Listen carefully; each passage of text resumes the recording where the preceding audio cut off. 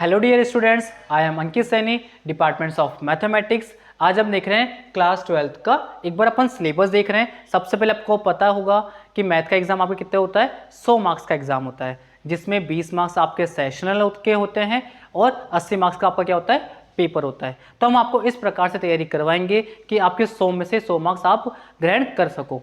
ठीक है, अब इसके अंदर देखते हैं अपन सबसे पहले इसको चैप्टर देखते हैं। फर्स्ट चैप्टर है आपके संयुक्त फलन, कंपोजिट फंक्शन। ये आपके कितने मार्क्स का है, 3 मार्क्स का है। अपन साथ साथ चैप्टर के साथ साथ इनका वेटेज भी देख रहे हैं कि अपने को कौन से चैप्टर पे ज़्यादा फोकस करना है। सेकंड चैप्टर है आपका प्रतिलोम वृत्तीय फलन, इनवर्स सर्कुलेट फंक्शन। ये आपके कितने मार्क्स का है, 4 मार्क्स का इसमें से क्वेश्चन आएंगे। इसके बाद में आपके अवयव मैट्रिक्स, बहुत ही इजी टॉपिक्स है। ये स्टार्टिंग के जितने भी चैप्टर्स है सब बहुत इजी हैं, कॉन्सेप्ट बेस पे हैं। अपन क्या करेंगे, कॉन्सेप्ट पे फोकस करेंगे, अपने क्वेश्चंस को रटना नहीं है। ठीक है, तो मैट्रिक्स है आपके कितने मार्क्स के आएंगे, 3 मार्क्स की आएगी।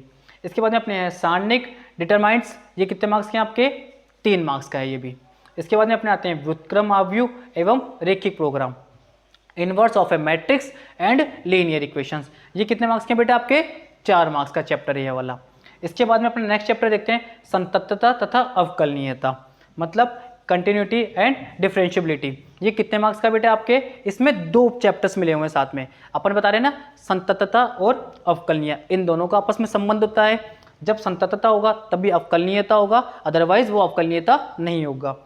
इसका अवकलन से भी संबंध होता है। अवकलन इस चैप्टर का, इस अपने 12th में अवकलन समाकलन 2 मेन टॉपिक होते हैं जो आपके फ्यूचर में भी काम आएंगे। सारे के सारे चैप्टर ऐसे हैं जो आपके फ्यूचर में काम आएंगे, पर ज़्यादा मेन फोकस हम किस पे करेंगे, अवकलन पे, समाकलन पे। ठीक है, तो आपको पता है ये संततता और अवकलनीयता और आपका ये अवकलन डिफरेंशियल, ये दोनों मिला के कितने मार्क्स का है आपके, 8 मार्क्स के हैं दोनों। ठीक है, इसके बाद में आपके आते हैं अवकलज के अनुप्रयोग, एप्लीकेशन ऑफ डेरिवेटिव्स। ये कितने मार्क्स का चैप्टर है बेटे आपके, 6 मार्क्स का चैप्टर है आपके। इसके बाद अपन देखते हैं चैप्टर नंबर 9, क्या है आपके, समाकलन। अपने उसको क्या बोलते हैं, इंटीग्रेशन बोलते हैं अपन इसको। ठीक है, और इसके साथ में आते हैं निश्चित समाकलन। समाकलन 2 टाइप्स के होते हैं, एक अनिश्चित समाकलन और एक निश्चित समाकलन। इसको क्या बोलते हैं अपन, डिफाइनाइट इंटीग्रल्स। ये कितने मार्क्स के हैं, दोनों चैप्टर मिला के 12 मार्क्स के हैं। इसके बाद में अपने आते हैं समाकलन के अनुप्रयोग और क्षेत्रकलन, एप्लीकेशंस ऑफ इंटीग्रल। ये कितने मार्क्स का बेटा आपके, 6 मार्क्स के क्वेश्चन है। अपन इस पे देखेंगे कि जो अपने इंटीग्रल्स के अपने जो समाकलन होते हैं उन पे कौन कौन सी एप्लीकेशंस लगती है, जिससे अपन समाकलन को बहुत आसान तरीके से और बहुत ही शॉर्ट ट्रिक से अपन इनको कर सके। अपन को इसमें उलझना नहीं है, सीधा सीधा चलेंगे, अपना आंसर आ जाएगा। ठीक है, इसके बाद अपन देखेंगे नेक्स्ट अवकल समीकरण, डिफरेंशियल इक्वेशंस। अपन देखेंगे कितने मार्क्स का, ये भी आपके 6 मार्क्स का है। इसके बाद अपन देखेंगे सदिश वेक्टर, बहुत इजी होता है। सदिश के अंदर आपको कुछ नहीं करना होता, 2 प्रकार के होते हैं, अदिश और एक सदिश। तो अपन क्या पढ़ेंगे इसके अंदर, अदिश पढ़ेंगे, वेक्टर पढ़ेंगे। ठीक है, ये कितने मार्क्स का बेटे आपके, 7 मार्क्स का है। इसके बाद में अपन पढ़ेंगे त्रिविम ज्यामिति, 3 डायमेंशन ज्योमेट्री। जब तक अपन 10th में होते हैं तो अपन कितने पढ़ते हैं, 2 डायमेंशन ज्योमेट्री पढ़ते हैं। ठीक है, एक्स और वाई। अब अपन पढ़ेंगे एक्स वाई जेड, तीनों दिशाओं के बारे में, 3 डायमेंशन। इसके बाद अपन पढ़ेंगे रैखिक प्रोग्रामन। रैखिक प्रोग्राम को क्या बोलते हैं, लीनियर प्रोग्रामिंग। ये कितने मार्क्स का बेटे आपके, 4 मार्क्स का आपके चैप्टर है। इसके बाद में इसका अपना लास्ट चैप्टर है प्रायिकता एवं प्रायिकता बंटन, प्रोबेबिलिटी एंड प्रोबेबिलिटी डिस्ट्रीब्यूशंस। ये बहुत है, आपको पता, आप 9, 10, 11, 12 में सब में पढ़ते हो प्रोबेबिलिटी, बस इसको थोड़ा डीपली पढ़ेंगे अपन, इसको थोड़ा आगे विस्तार से पढ़ेंगे। कितने मार्क्स का चैप्टर है आपके, ये 7 मार्क्स का चैप्टर है। आपको दिखने में सिलेबस बहुत बड़ा दिख रहा होगा, पर अपन इसको इतनी आसान तरीके से करेंगे जिससे कि आप अपने एग्जाम में, अपन 80 में 100 में से 80 नंबर का टारगेट नहीं लेके चलेंगे, अपन 100 में से 100 नंबर का टारगेट लेके चलेंगे, जिससे कि क्या होगा, आपके 100 में से 100 नंबर आप प्राप्त कर सकोगे। ठीक है, तो सबसे पहले अपन स्टार्ट करेंगे इसके अंदर अवयव। क्या पढ़ेंगे आज अपन, मैट्रिक्स पढ़ेंगे। ठीक है बेटा, समझ में आ गया बेटा ये सब कुछ आपको कि कौन सा चैप्टर कितने नंबर का है और उसका कितना वेटेज है। अपन सबसे पहले स्टार्ट कर रहे हैं मैट्रिक्स अवयव। बहुत ही आसान चैप्टर है और आपको आसानी से समझ में आ जाएगा।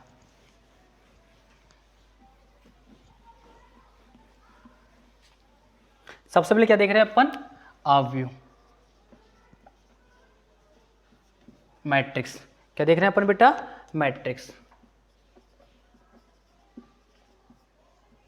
ठीक है, अब ये अवयव का नाम अवयव क्यों, मतलब इसका निर्माण क्यों हुआ, ये कहाँ से आया, इसका सीधा कॉन्सेप्ट होता है, अपन बेसिक से स्टार्ट कर रहे हैं आज।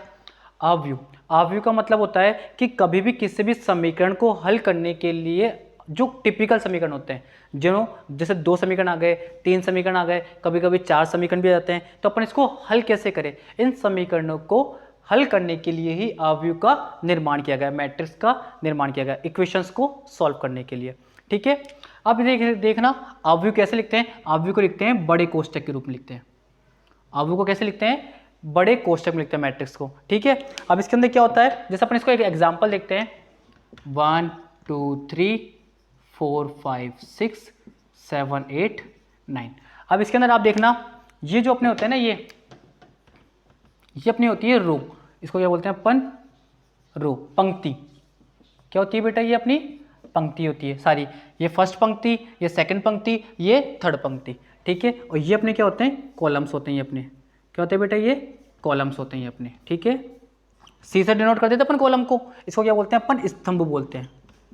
क्या बोलते हैं बेटा अपन इनको? स्तंभ बोलते हैं।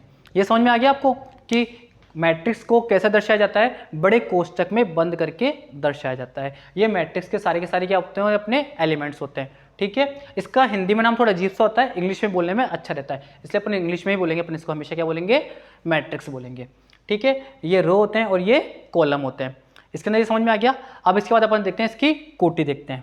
ठीक है, ऑर्डर।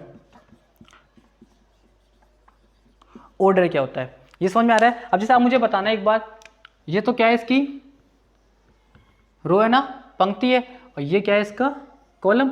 समझ में आ गया। तो ये 3 देखो, 1 2 3, तो 3 तो रो हो गई, 1 2 3, 3 क्या हो गया? इसके कॉलम हो गए। समझ में आ गया। तो अब ऑर्डर देखने के लिए अपने को पंक्ति की और स्तंभों की संख्या पता होनी चाहिए। किस किस की? रो की और कॉलम की। अब एक बार देखना आप सामने, मैंने लिख दिया नंबर ऑफ रो। इसके अंदर ही अपन ये वाला एग्जाम्पल ले रहे हैं, नंबर ऑफ रो। इसको अपन डिनोट करेंगे m से। किससे शो करते हैं अपन इसको? m से। एंड नंबर ऑफ कॉलम, ठीक है, इसको किससे करते हैं? n से। ये क्या होता है? पंक्तियों की संख्या, पंक्तियों की संख्या। ये क्या होती है? स्तंभों की संख्या। समझ में आ रहा है बेटा? पंक्तियों की संख्या को क्या बोलते हैं अपन? m। Number of rose and number of column को क्या बोलते हैं अपन? n बोलते हैं। अब सबसे पहले इसमें आप मुझे बताना कितने रोज हैं अपने इसमें? 1 2 एंड 3। कॉलम्स भी कितने हैं? 1st 2nd and 3rd। समझ में आ रहा है बेटा आपको? अब इसको क्या लिखते हैं यहाँ पे? जो कोड जो भी जैसे अपनी ये मैट्रिक्स है, अब जिसका ऑर्डर होता है ना, वो ऑर्डर हमेशा यहाँ पे लिखा जाता है, यहाँ पे बेस में, इसके नीचे यहाँ पे लिखते हैं अपन। किस फॉर्म में लिखते हैं? फॉर्म में लिखते हैं अपन m इंटू एन। किस फॉर्म में लिखते हैं? m into N. अब m क्या है यहाँ पे अपने पास में? Number of row, and n क्या है यहाँ पे? Number of column. इस पंक्तियों की संख्या और स्तंभ की संख्या। जैसे अपनी ये है, अब बताओ इसमें नंबर ऑफ रोज कितने हैं? 1 2 3। तो सबसे पहले अपन यहाँ पे क्या लिख देंगे? 3 इंटू नंबर ऑफ कॉलम्स 1 2 3, तो ये 3। इनको मल्टीप्लाई करके नहीं लिखना, अपन यहाँ पे 9 नहीं लिखेंगे, इसको ऐसे ही मल्टीप्लाई के रूप में दर्शाया जाता है। ये क्या होती है? इसकी ऑर्डर होता है। किसका? मैट्रिक्स का ऑर्डर, मैट्रिक्स की कोटि होती है। समझ में आ गया? इसको किससे डिनोट करते हैं बेटा? m इंटू एन से डिनोट करते हैं। और कहाँ पे लिखते हैं इसको अपन? यहाँ पे नीचे बेस में लिखा जाता है मैट्रिक्स के। ये समझ में आ गया बेटा? अपन इसके बाद अपन क्या पढ़ेंगे? टाइप्स ऑफ मैट्रिक्स पढ़ेंगे अपन। ठीक है बेटा? समझ में आ गई बेटा मैट्रिक्स क्या होती है, ऑर्डर क्या होते हैं, मैट्रिक्स की क्यों बनाए, मैट्रिक्स क्यों बनी? क्योंकि इक्वेशंस को सॉल्व करने के लिए मैट्रिक्स का निर्माण किया गया। ठीक है, अब अपन क्या पढ़ेंगे?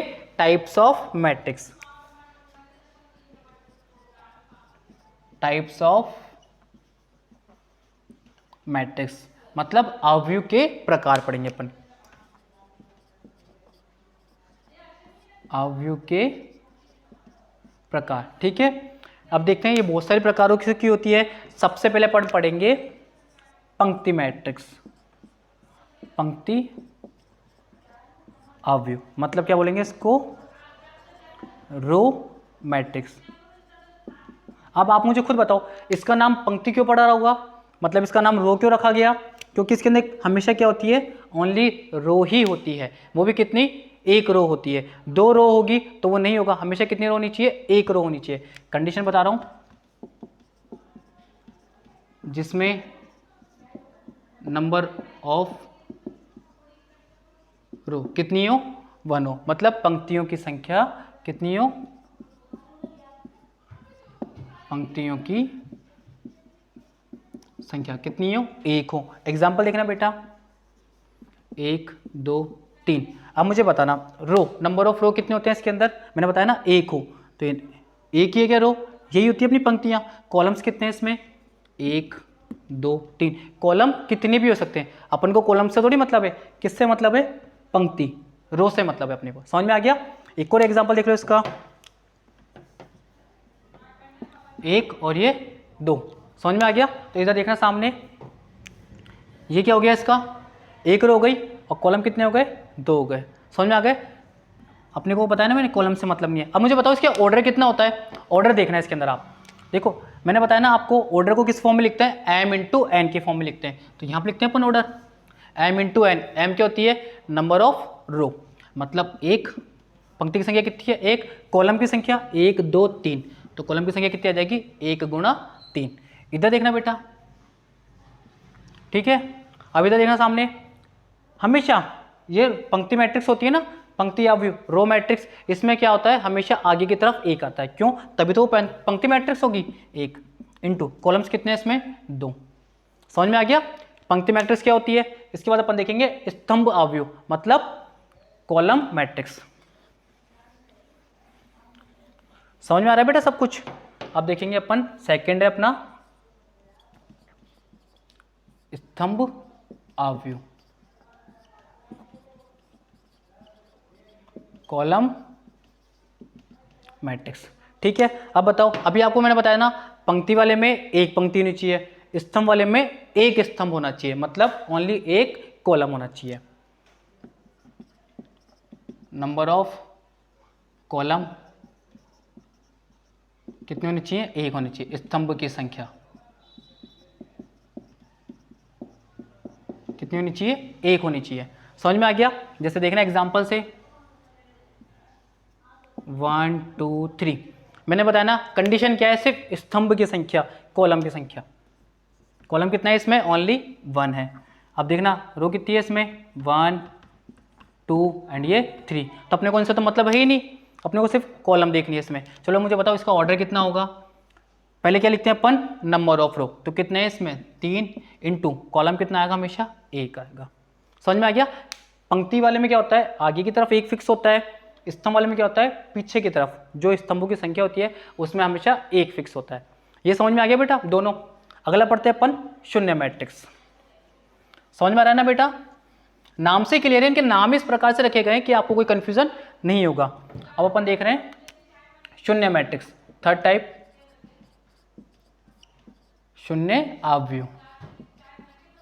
इसको क्या बोलेंगे अपन इंग्लिश में, जीरो और नल मैट्रिक्स। जीरो भी बोलते हैं इसको अपन, और क्या बोलते हैं, नल भी बोलते हैं। ठीक है, दोनों नाम है इसके। अब मुझे बताओ इसका नाम जीरो क्यों रखा गया। ऐसे मैट्रिक्स जिसके अंदर सारे के सारे एलिमेंट क्या हो, जीरो हो। जैसे देखना सारे एलिमेंट कितने हैं इसके, जीरो हैं। और एग्जांपल ले लो आप, 0 0। समझ में आ गया। तो जिसके सारे के सारे एलिमेंट क्या हो, जीरो हो, उसको अपन क्या बोलते हैं, शून्य मैट्रिक्स बोलते हैं, जीरो और नल मैट्रिक्स बोलते हैं। ये हो गया। इसका ऑर्डर देखना, इसका ऑर्डर कितना है, 2 इंटू 2 का है क्या। इसका कितना मैट्रिक्स है, ऑर्डर 2 इंटू 1 का है। ये समझ में आ गया बेटा। इसके बाद अपन देखेंगे वर्ग आव्यूह, स्क्वायर मैट्रिक्स। बहुत इंपॉर्टेंट है, सबसे ज्यादा इंपॉर्टेंस मैट्रिक्स कौन सी होती है इसके अंदर, अपने स्क्वायर मैट्रिक्स होती है। ठीक है बेटा, अच्छे से समझते चलना। कहीं पे कुछ भी समस्या हो तो आप हमें बता सकते हो कि सर हमें ये वाली स्टेप समझ में नहीं आई, ये वाली स्टेप में प्रॉब्लम है। फोर्थ अपन पढ़ रहे हैं वर्ग आव्यूह, स्क्वायर मैट्रिक्स। ठीक है बेटा। अब मुझे बताओ स्क्वायर, इस वर्ग का मतलब क्या होता है, जिसकी चारों भुजाएं क्या होती है, बराबर होती है, मतलब लंबाई और चौड़ाई की संख्या बराबर होती है। जैसे आपने देखा होगा वर्ग की आकृति कैसी होती है, ऐसी होती है क्या, जिसकी चारों भुजाएं क्या होती है, बराबर होती है। मतलब जैसे सपोज ये ए है, ये भी ए होगी, ये भी ए होगी, ये भी क्या होगी, ए होगी, मतलब लंबाई और चौड़ाई क्या होती है, बराबर होती है। तो वही इसमें कंडीशन हो जाएगी वर्ग आव्यूह में, जिसमें पंक्तियों की संख्या स्तंभों की संख्या के क्या हो, बराबर हो, मतलब रो और कॉलम की नंबर ऑफ रो और नंबर ऑफ कॉलम क्या हो, आपस में बराबर हो। कंडीशन लिख देते हैं बेटा अपन इसकी, पंक्तियों की संख्या बराबर स्तंभों की संख्या, स्तंभों की संख्या। समझ में आ गया? Number of row is equal to number of column. कोई इश्यू है बेटा यहां तक? अब इसका अपन एग्जांपल देख लेते हैं, एक और 2-3 एग्जांपल देखते हैं अपन इसके। हाँ, अब मुझे बताओ इसमें नंबर ऑफ रो कितने हैं? ये रो है ना अपने पास में, 1 और 1 2। ये कॉलम देखना है इसमें, ये 1 है और ये 2 है। तो इसका ऑर्डर देखना कितना हो जाएगा, 2 × 2 का हो जाएगा। तो ये कौन सी मैट्रिक्स होगी अपनी? वर्ग मैट्रिक्स होगी, स्क्वायर मैट्रिक्स होगी। ठीक है, इसका एक और एग्जांपल ले लो। 1 2 3 4 5 6 7 8 9। ठीक है, अब इसमें मुझे बताना नंबर ऑफ रो कितने हैं? पंक्तियों की संख्या 1 2 और ये 3। कॉलम की संख्या 1 2 और ये 3। तो कितना हो जाएगा ऑर्डर हो जाएगा इसका? 3 × 3 का ऑर्डर हो जाएगा। तो ये भी क्या हो जाएगी अपनी वर्ग मैट्रिक्स हो जाएगी। समझ में आ गया? अपन नेक्स्ट मैट्रिक्स देखते हैं। ठीक है बेटा, ये बहुत ज़्यादा इंपॉर्टेंट है अपनी स्क्वायर मैट्रिक्स, इसको अपने को ध्यान से समझना था। ठीक है, साथ के साथ नोट डाउन करते चलिए आप, जिससे आपको कोई प्रॉब्लम नहीं आएगी। आप वीडियोस को अच्छे से देख सकते हो, दोबारा भी देख सकते हो अगर आपको कोई समस्या हो तो। अब अपन देखेंगे विकर्ण मैट्रिक्स। क्या देखेंगे अपन? विकर्ण। ठीक है, अपने 4 प्रकार पढ़ लिए, अब पढ़ेंगे अपन 5वां प्रकार, विकर्ण अवयव, डायगोनल मैट्रिक्स। ठीक है, अब बताओ आप विकर्ण क्या होता है? जैसे कोई भी शेप ले लो अपन, जैसे वर्ग ले लेते हैं। ठीक है, यही होता है ना विकर्ण। ये विकर्ण होते हैं जो 2 विपरीत शीर्षों को मिलाते हैं, उनको क्या बोलते हैं अपन? विकर्ण बोलते हैं। अब इसके अंदर जो ये वाला विकर्ण होता है ना, ये वाला, ये अपना क्या होता है? मुख्य विकर्ण होता है, मेन डायगोनल होता है अपना। ठीक है, चलो इसको एग्जाम्पल उसमें क्या होता है आप समझना अच्छे से। इसमें ओनली विकर्ण जो अपने डायगोनल पे पोजीशन पे एलिमेंट होंगे वही एलिमेंट होंगे, इसके अलावा जितने भी एलिमेंट होते हैं सभी के सभी क्या होते हैं? 0 होते हैं। एग्जाम्पल से देखते हैं अपन इसको, आपको समझ में आ जाएगा। जैसे अपने लिया 1 0 0 1, यहाँ पे कुछ भी हो सकता है, कुछ नहीं ये सेम हो, 2 भी हो सकता है, 3 भी हो सकता है, 4 कुछ भी हो सकता है। अब मुझे आप बताओ डायगोनल यही है क्या इसका? यही है डायगोनल, मतलब विकर्ण यही है अपना, और इसके अलावा सभी अवयव कितने अपने? 0 हैं। तो ये कौन सा जाएगा अपना? विकर्ण मैट्रिक्स हो जाएगी अपनी। एक और एग्जाम्पल ले लो अपना इसका 1 2 3। अब देखना यहाँ पे 2 3 अगर ना मैंने बताया ना, अपने सिर्फ विकर्ण पे अवयव होने चाहिए, बाकी सभी जगह कितने होना चाहिए? 0 होना चाहिए। तो पहले एक काम करो, विकर्ण पे अवयव लिख लेते हैं 1 2 3, और बाकी सभी जगह क्या कर दो? 0 0 0 0 0 0।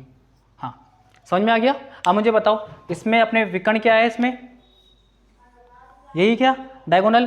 तो ये क्या हो जाएगा? अपने डायगोनल पे अपने एलिमेंट्स होने चाहिए कुछ भी, इसके अलावा सभी जगह मैट्रिक्स के अंदर सारे अवयव 0 होने चाहिए। ये किसकी कंडीशन होती है? अपने विकर्ण मैट्रिक्स की कंडीशन होती है। ये विकर्ण मैट्रिक्स अपना कंप्लीट हो गया, डायगोनल मैट्रिक्स। अब अपन क्या देखेंगे?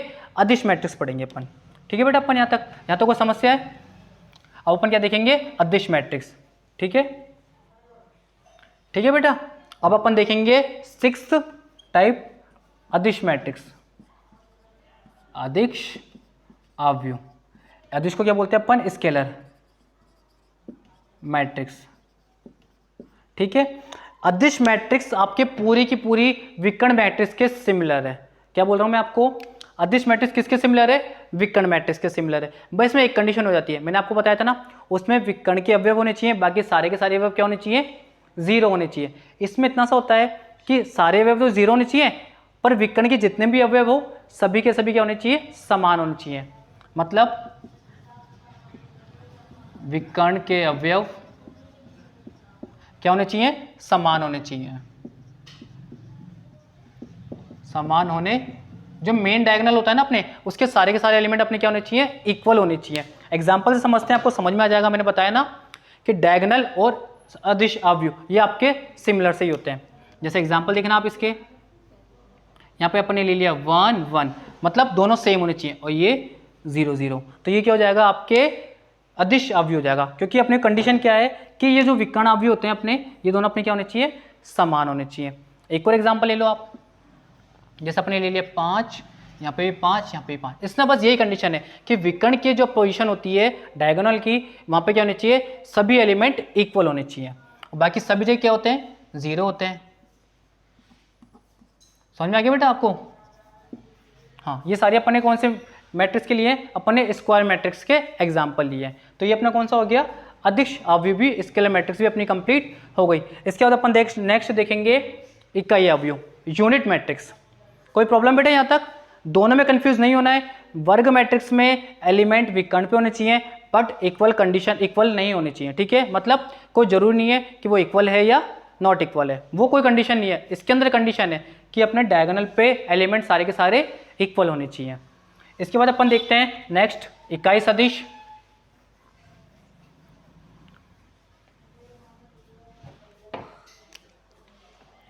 सेवंथ है अपना इकाई सदिश, यूनिट वेक्टर, ठीक है? इसको देखते हैं अपन, यूनिट वेक्टर क्या होता है। यूनिट इकाई का मतलब क्या होता है, आप खुद बताओ क्या मतलब होता है इसका? एक होता है, एक। अब इसमें भी यही होता है, ये भी आपके विकर्ण से संबंधित है। इसमें विकर्ण के सारे अवयव कितने होने चाहिए, एक होना चाहिए। देखो मैं आपको दोबारा से बता रहा हूँ, दोबारा से रिकॉल करवा देता हूँ। विकर्ण में विकर्ण वाले अवयव पे होने चाहिए अवयव, पर समान होना कंपलसरी नहीं है। इसके बाद में अपन ने पढ़ा सदिश। सदिश में क्या होना चाहिए, विकर्ण पे अवयव होने चाहिए, पर क्या है, सारे समान होना जरूरी नहीं है। इसके बाद अपन पढ़ रहे हैं इकाई सदिश। इकाई सदिश में एक कंडीशन है बस आपको, क्या कंडीशन है, कि विकर्ण पे जितने भी अवयव होंगे सभी के सभी कितने होने चाहिए, एक होने चाहिए। जैसे एग्जांपल देखते हैं, लिख देते हैं यहाँ पे, विकर्ण के सभी अवयव एक होने चाहिए। कितने होने चाहिए, एक, 1 होना चाहिए, ठीक है, होना चाहिए। ये कंडीशन है इसकी, किसकी, इकाई की। तीनों में आपको मैंने रिलेशन बता ही दिया। कोई प्रॉब्लम बेटा यहाँ तक? चलो देखते हैं एग्जांपल। 1 1 और बाकी सारे एलिमेंट क्या होने चाहिए, 0 0 होने चाहिए। और ले लो एग्जांपल। हमेशा ये और याद रखना, ये जो विकर्ण वाले होते हैं तीनों जो अपने पढ़े, विकर्ण, सदिश और इकाई, ये तीनों अपने अप्लाई होते हैं स्क्वायर मैट्रिक्स पे, वर्ग अवयव पे होते हैं, ठीक है। 1 1 1, इसके अलावा कुछ भी नहीं हो सकता इकाई के अंदर, बाकी सभी जगह 0 0 0 0 0। समझ में आ गया? ये क्या होती है, अपनी स्केलर मैट्रिक्स होती है, मतलब इकाई सदिश होती है, यूनिट वेक्टर होता है अपना। ये समझ में आ गया अपने को अच्छे से?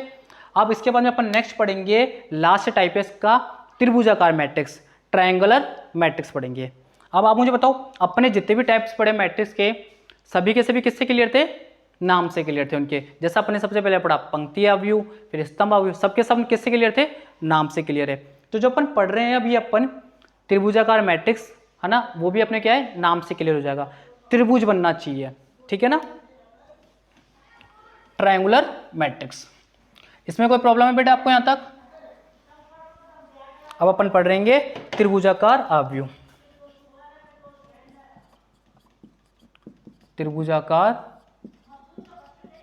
अवयव, ट्रायंगुलर मैट्रिक्स, ठीक है बेटा, ये अपन पढ़ेंगे इसके अंदर। अब आपको इसके अंदर कुछ भी कंडीशन याद नहीं रखनी है, आपको सिंपल सा चीज देखना है। देखो मैट्रिक्स दिखाता हूं पहले आपको मैं, मैट्रिक्स कैसे होती है, अपन इसका एग्जांपल समझते हैं, आपको अच्छे समझ में आ जाएगा, ठीक है। अब इसके अंदर 2 प्रकार होते हैं त्रिभुजाकार मैट्रिक्स। अपन को पढ़ने से पहले अपने को देखने पड़ेंगे कि ये 2 प्रकार के होते हैं, 2 टाइप्स की मैट्रिक्स होती है। फर्स्ट ऊपरी त्रिभुजाकार,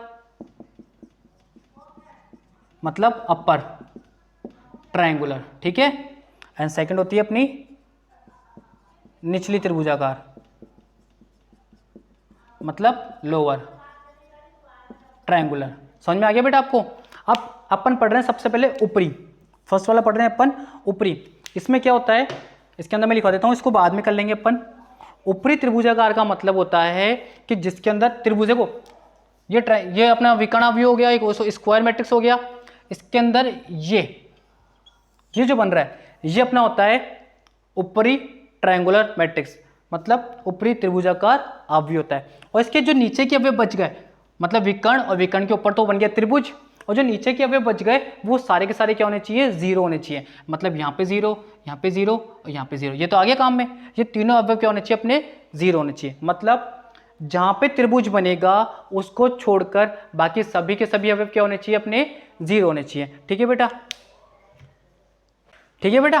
तो इसमें अपन देख रहे हैं कि त्रिभुज को बनने के त्रिभुज जो बन रहे हैं जिन अवयवों से, उनको छोड़कर बाकी सभी अवयव क्या होने चाहिए, जीरो होने चाहिए। एग्जाम्पल देखते हैं अपन इसका। जैसे अपन ले लिया 1 2 3 4 5 6 और बाकी सभी जगह क्या होने चाहिए, जीरो होने चाहिए। अब देखो ये तो अपना बन गया ट्रायंगल, देखने के बाद सामने आप एग्जाम्पल से अच्छे समझ में पाओगे। ठीक है, ये तो अपना क्या बन गया, ट्रायंगल बन गया, एक ट्रायंगल बन गया। ऊपर की तरफ बना तो इसको क्या बोलते हैं अपन, ऊपरी त्रिभुजाकार, अपर ट्रायंगुलर मैट्रिक्स। और नीचे वाले सभी के सभी अवयव क्या होने चाहिए, जीरो होने चाहिए। इसमें बच्चा कंफ्यूज होता है कि अगर ऊपरी त्रिभुजाकार है तो ऊपरी वाले जीरो करेंगे, नहीं। ऊपर त्रिभुजाकार का मतलब होता है कि अपने को ऊपर तो बनाना है ट्रायंगल और उसको छोड़कर बाकी सारे के सारे एलिमेंट क्या करने होते हैं, जीरो करने होते हैं। ये समझ में आ गया। इसके बाद अपन कैसा पढ़ेंगे, निचला वाला मतलब लोअर। कोई दिक्कत है बेटा यहाँ तक? और दूसरा वाला है निम्न त्रिभुजाकार, निम्न त्रिभुजाकार आव्यूह, लोअर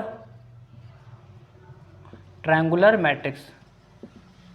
ठीक है, इसमें क्या होगा, नीचे की तरफ बनेगा अपने ट्रायंगल और ऊपर के सारे एलिमेंट क्या होंगे, जीरो होंगे। देखना एक बार, जैसे अपने इस बार बनेगा नीचे की तरफ ट्रायंगल, ये ट्रायंगल बनेगा अपने। ठीक है, ऊपर वाले सारे एलिमेंट क्या होंगे, अपने जीरो होंगे। एग्जाम्पल से समझते हैं इसको भी।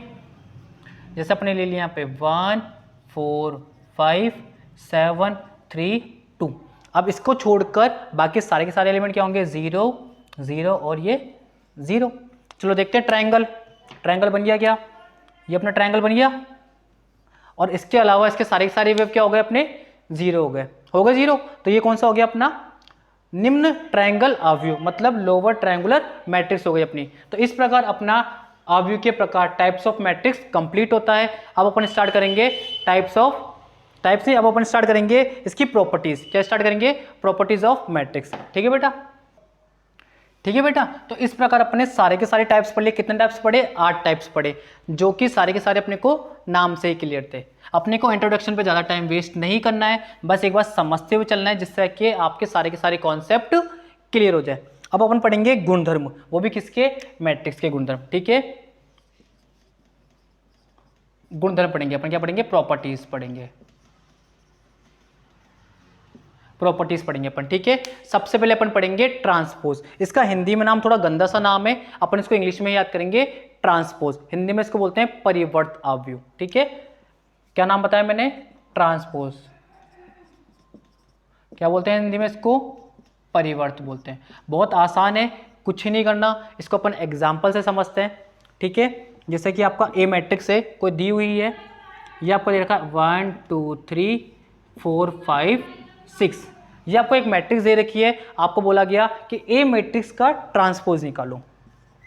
तो देखो, आपको जब भी ट्रांसपोज निकालने के लिए बोला जाता है तो उसमें सिर्फ आपको एक काम करना होता है, रो को तो चेंज करते हैं अपन कॉलम में, और कॉलम को किस में चेंज करते हैं अपन, रो में। ये आपस में इंटरचेंज कर देते हैं अपन, समझ रहे हो आप। रो को किस में चेंज करते हैं, कॉलम में, और कॉलम को किस में चेंज कर देते हैं, रो में। तो अपने क्या हो जाता है, उसका ट्रांसपोज बन जाता है।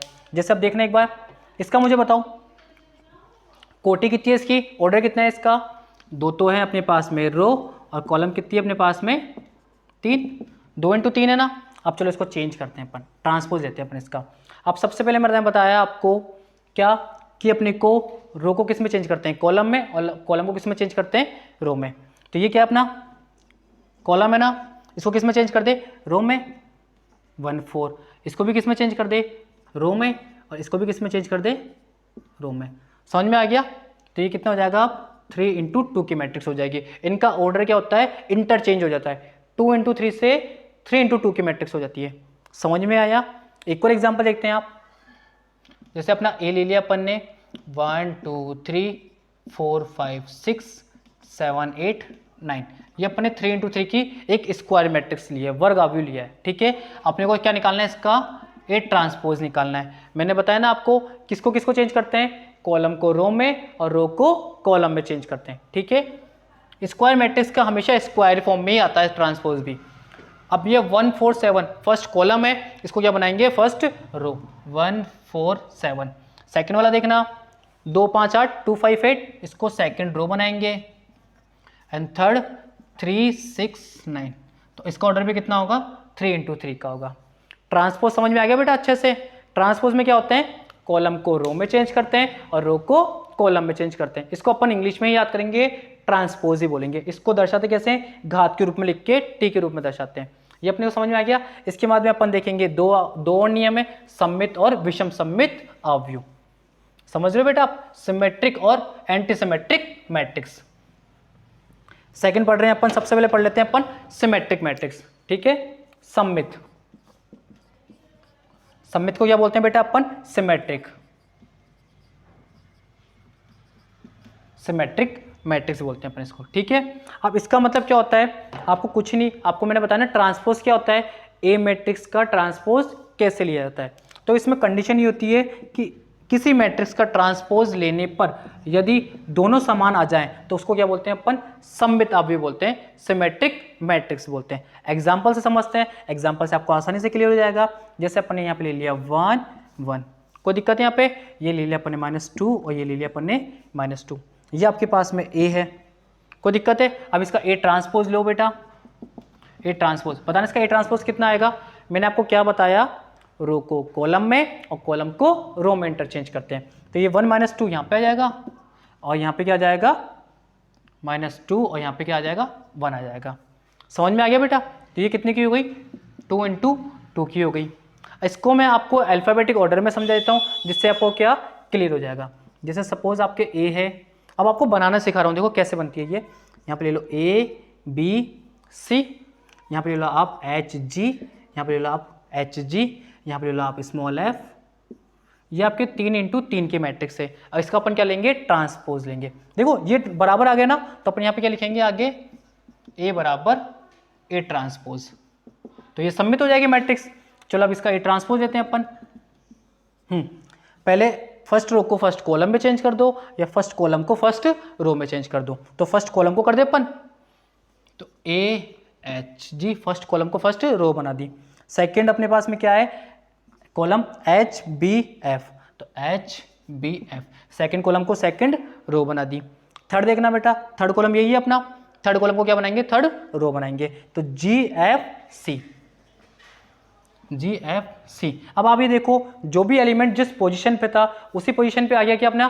ठीक है, तो अपन यहाँ पे क्या करेंगे, अब यहाँ पे स्मॉल f आएगा और यहाँ पे भी क्या आएगा, f आएगा। ठीक है, तो ये अपना 3 × 3 की कोटि का हो गया। तो दोनों बराबर आ गए क्या, तो A = A ट्रांसपोज हो गया। जिसके अंदर ये वाली कंडीशन सेटिस्फाइड होती है उसको अपन क्या बोलते हैं, सिमेट्रिक मैट्रिक्स बोलते हैं, सममित मैट्रिक्स बोलते हैं। और जिसके अंदर ये वाली कंडीशन फुलफिल नहीं होती है उसको अपन क्या बोलते हैं, एंटी सिमेट्रिक मैट्रिक्स, मतलब असम्मित विषम सम्मित मैट्रिक्स बोलते हैं। इसको अपन उदाहरण से देखते हैं। ठीक है बेटा, ठीक है बेटा। अब अपन कौन से देखेंगे, विषम सम्मित अवयव। मैंने बताया ना अभी इसमें जिसमें ये वाली कंडीशन फुलफिल नहीं होती है। ठीक है, इसको भी अपन समझते हैं अच्छे से। विषम सम्मित अवयव, एंटी सिमेट्रिक मैट्रिक्स, इसको स्क्यू भी बोलते हैं, स्क्यू सिमेट्रिक मैट्रिक्स भी बोलते हैं। इसमें क्या कंडीशन होती है, उसमें अपने पास में था A बराबर A ट्रांसपोज, यही था ना। इसमें क्या होता है, A बराबर A ट्रांसपोज तो होता है बट कंडीशन ये होती है कि इसमें माइनस आ जाता है। समझना अच्छे से, A बराबर A ट्रांसपोज तो होता है बस इसमें क्या आ जाता है, माइनस आ जाता है। ये किसकी कंडीशन होती है, एंटी सिमेट्रिक मैट्रिक्स की होती है, विषम सम्मित अवयव की होती है। इसको एग्जाम्पल से समझते हैं अपन। जैसे अपन ने फर्स्ट एग्जाम्पल ले लिया 0 0, इसमें एक और कंडीशन होती है बेटा, इसके जो भी विकर्ण अवयव होते हैं सभी के सभी क्या होते हैं, 0 होते हैं। विकर्ण अवयव क्या होते हैं, यहाँ पे लिख देता हूं मैं, विकर्ण अवयव क्या होते हैं, सभी 0 0 होते हैं। समझ में आ गया। अब देखना यहाँ पे 0 लेने पड़ेंगे अपने को, यहाँ पे मैंने ले लिया -2 और ये ले लिया मैंने 2, ये अपना A है। अब मुझे बताओ इसका A ट्रांसपोज कितना होगा। मैंने आपको बताया ना ट्रांसपोज कैसे रहते हैं, कॉलम को रो में और रो को कॉलम में चेंज कर देते हैं। ठीक है, तो यहाँ पे तो 0 0 ही आएगा दोनों जगह। अब ये माइनस का 2 इधर आ जाएगा और प्लस का 2 उधर चल जाएगा। ठीक है, ये माइनस का 2 और ये 2 आ गया। अब मुझे बताओ ये ए और ए ट्रांसपोज इक्वल है क्या? मैंने बताया था ना हर एलिमेंट की अपनी पोजीशन फिक्स होनी चाहिए तो वो इक्वल होता है, अदरवाइज इक्वल नहीं होता। अब मुझे बताओ मैं इसमें से माइनस कॉमन ले रहा हूँ ए ट्रांसपोज में से, देखना क्या कॉमन ले रहा हूँ मैं, माइनस कॉमन ले रहा हूँ। तो 0 पे तो माइनस का कोई इफेक्ट पड़ता नहीं है। यहाँ से मैंने माइनस कॉमन लिया तो ये तो प्लस का बन गया, यहाँ से मैंने माइनस कॉमन लिया तो ये किसका बन गया, माइनस का बन गया। अब देखना ये ए और ए ट्रांसपोज इक्वल आ गए क्या, 0 2 0 2 -2 0 -2 0 इक्वल आ गए। क्या कॉमन लेने पर, माइनस कॉमन लेने पर आ गए। तो ये अपनी कंडीशन होती है ए इज इक्वल टू माइनस का ए ट्रांसपोज।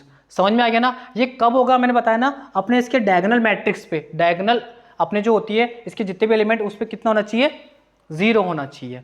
अब इसको देखते हैं इसकी कंडीशन क्या होती है। जो अपन इसकी जनरल फॉर्म लिखते हैं वो क्या होता है, अपन यहाँ पे लिखेंगे 0 0 0। अभी आपको सिखाया था हमने सिमेट्रिक में, यहाँ पे अपन लिखेंगे एच जी। यहाँ पे क्या लिखते हैं अपन एफ, इस बार माइनस का लिखेंगे क्योंकि अपने को क्या बनानी है, अपने को एंटी सिमेट्रिक मैट्रिक्स बनानी है। ठीक है, यहाँ पे एफ प्लस का, यहाँ पे प्लस के दोनों लिखे हैं ना एच जी, तो यहाँ पे दोनों किसके आ जाएंगे, माइनस के आ जाएंगे, माइनस के एच और माइनस के जी। ये किसकी वैल्यू है बेटा अपने पास में, ए की। अपन इससे क्या निकालेंगे, ए ट्रांसपोज निकालेंगे, ए ट्रांसपोज। अब मुझे बताओ ए ट्रांसपोज में क्या करते हैं, फर्स्ट कॉलम को फर्स्ट रो में चेंज कर देते हैं, फर्स्ट कॉलम को इसको किसमें चेंज कर देते हैं, फर्स्ट कॉलम में। चलो चेंज करो, 0 माइनस एच और माइनस का जी। सेकेंड कॉलम को सेकेंड रो में, अब इसका टर्न है। ठीक है, एच 0 और एफ। अब थर्ड कॉलम का नंबर है तो जी माइनस का एफ और ये 0। अब आप देखना जरा कि ये ए था और ये ए ट्रांसपोज, दोनों में जितने भी एलिमेंट थे सबकी पोजीशन सेम है क्या? यहाँ पे माइनस था, यहाँ पे माइनस है क्या, नहीं है ना। अब वो माइनस कहाँ चल गया, ऊपर चला गया। अब अपने को क्या होता है, इन दोनों को इक्वल करने के लिए जो एंटी सिमेट्रिक अपने ट्रांसपोज लिया है उसमें से अपन माइनस कॉमन ले लेते हैं। माइनस कॉमन ले लिया अपन इसके अंदर से, माइनस कॉमन ले लिया अपन ने ए ट्रांसपोज में से। तो देखना जहाँ पे माइनस है वो तो प्लस में चेंज हो जाता है और जो प्लस का डिजिट है उसके आगे क्या लग जाता है, माइनस लग जाता है। तो 0 ये प्लस का हो गया, ये भी प्लस का हो गया, ये माइनस का h, ये माइनस का g, ये 0, ये माइनस का f, ये प्लस का f और ये 0। अब देखना दोनों इक्वल आ गए क्या, a और a ट्रांसपोज इक्वल आ गए क्या? तो अपन क्या लिख देंगे यहाँ पे, a is equal to minus का a ट्रांसपोज होता है। समझ में आ गया बेटा आपको एग्जाम्पल से? अपन इसके और एग्जाम्पल देखेंगे, कुछ एक्सरसाइज के क्वेश्चंस करेंगे जिससे आपके सारे के सारे डाउट्स क्लियर हो जाएंगे। फिर भी अगर आपको किसी क्वेश्चंस में या किसी टाइप्स में या किसी प्रॉपर्टीज में कुछ भी प्रॉब्लम आ रही है तो आप हमसे पूछ सकते हो। ठीक है बेटा?